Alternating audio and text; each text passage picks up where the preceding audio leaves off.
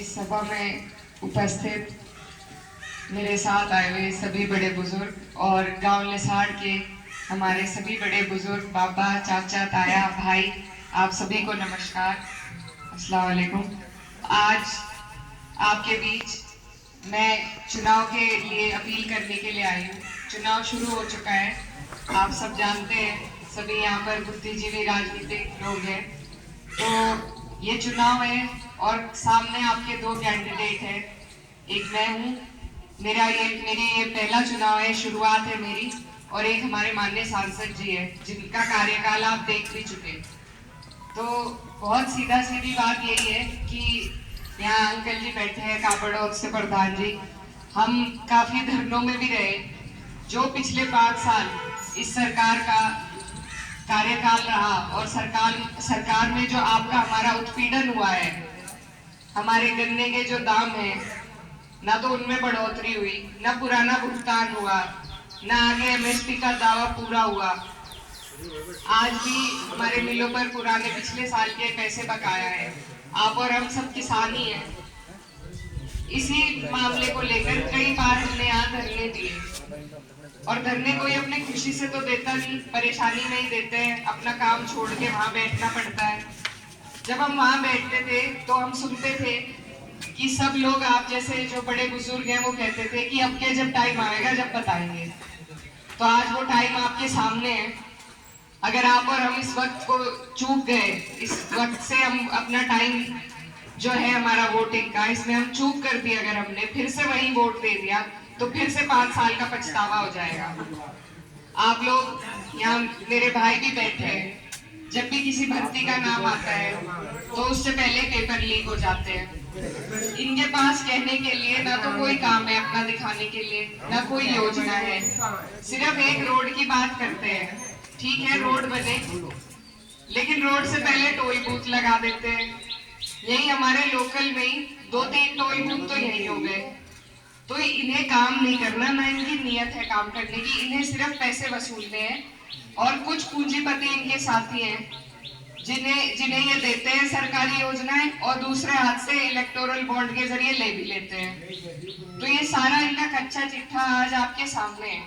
अगर फिर से हमने 10 साल भुगतने के बाद भी अगर अपनी गलती से सीख नहीं ली तो दोष इनका नहीं, फिर दोष आपका और हमारा ही है।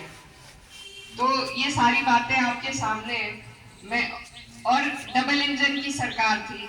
कुछ लोग ये भी कहते हैं कि भाई सरकार के प्रत्याशी है, उन्हें वोट दे के देख लो, शायद ज्यादा काम हो जाए। हमारे जो माननीय सांसद जी हैं वो ऐसी ताकत के सांसद थे कि उनकी केंद्र में भी सरकार थी और राज्य में भी सरकार थी। अगर वो चाहते, आपके लिए कुछ करना चाहते, तो ऐसी योजनाएं ला सकते थे, इतना विकास हमारे इलाके का कर सकते थे कि आप और हम सोच भी नहीं सकते। मेरे पिताजी भी यहाँ से सांसद रहे।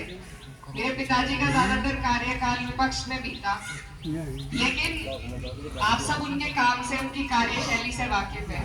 एक सांसद होना कोई छोटी बात नहीं होती, बहुत कुछ आदमी करा सकता है, और डबल सत्ता का सांसद होना तो बहुत बड़ी बात है।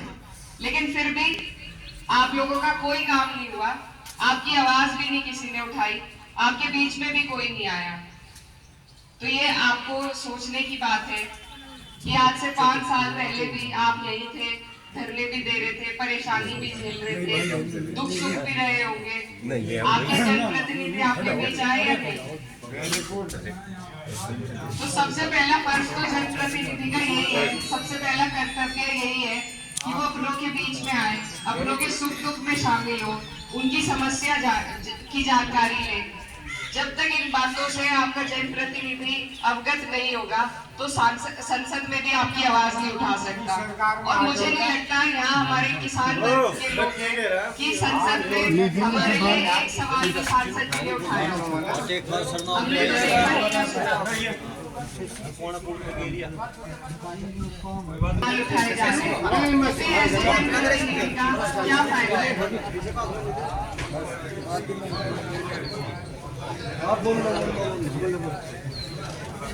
ये बहुत जिम्मेदारी का पद है, बहुत जिम्मेदारी का काम भी है। आपको आप अगर सिर्फ मोदी जी के चेहरे पर या मुख्यमंत्री के चेहरे पर वोट दोगे तो आपके यहाँ के जो लोकल नेता हैं फिर वो ऐसे ही कमजोर आपके बीच में आएंगे। यहाँ पर मोदी जी तो आके काम नहीं कर सकते, यहाँ तो यहाँ के ही नेता को काम करना पड़ेगा। तो आप लोगों को ऐसे लोगों को चुनना है जो यहाँ कम से कम आपकी मजबूती रखें, आपकी आवाज उठा सके, आपके काम कर सके। आपके पिछले 5 साल में सरकारें भी थी, सब कुछ था इनके पास, लेकिन ऐसी सरकार का क्या फायदा जब आपका नेता आपके लिए काम ही ना ला सके सरकार के जरिए। आप और हम नहीं जा सकते उनके पास, ना ही बड़े नेता आ सकते हैं। वो सिर्फ चुनाव में प्रचार के लिए तो आ जाएंगे, काम तो यही के नेता को करना पड़ेगा। और जब यहाँ के नेता की नियत ही नहीं है आपके काम करने की, यहाँ के नेता की नियत ही नहीं है आपके लिए कुछ योजना लाने की, और आज फिर से उन्हें आपके बीच में प्रत्याशी बनाकर भेज दिया है, तो जो पिछले 5 साल में हुआ वही अगले 5 साल होगा अगर आप उन्हें वोट देंगे। तो ये बहुत सोचने समझने की बात है। आप लोग सब बड़े हैं, अच्छी तरीके से राजनीति को समझते हैं, और हमने तो बड़ों के मुंह से यही सुनी है कि आंखों देखी मक्खी नहीं निकली जाती। तो आप लोग देख चुके हो, भोग चुके हो उनके कार्यकाल को। अब ये 5 साल का मौका है, इसमें मेरी आप सबसे विनती है, आप सब मेरे परिवार के, हमारा तो पुराना जुड़ाव रहा है। मेरे पिताजी आपके साथ उनका पुराना जुड़ाव रहा है। वो यहाँ से विधायक भी रहे, तब तो शामली कैराना में ही लगता था, और यहाँ से वो सांसद भी रहे, और उन्होंने आपके लिए बहुत सारे काम किए। आना जाना बहुत रहा आपके बीच में, आपका और उनका। बीच में देश की राजनीति की वजह से कुछ दूरियां भी पैदा हुई, लेकिन अब काम जुड़ाव का है, टाइम जुड़ाव का है। तो मेरी आप सबसे यही विनती है कि आप लोग इस बार अपनी बेटी को मौका देके देखें। अगर मैं आपके काम ना आई तो आप फिर बदलाव कर सकते हैं, लेकिन मैं आपसे वादा करती हूँ कि जिस तरीके से आज प्यार और मान सम्मान आप मुझे यहाँ पर दे रहे हैं, ये मैं कभी नहीं भूलूंगी, और आपका ये विश्वास मैं कभी टूटने नहीं दूंगी।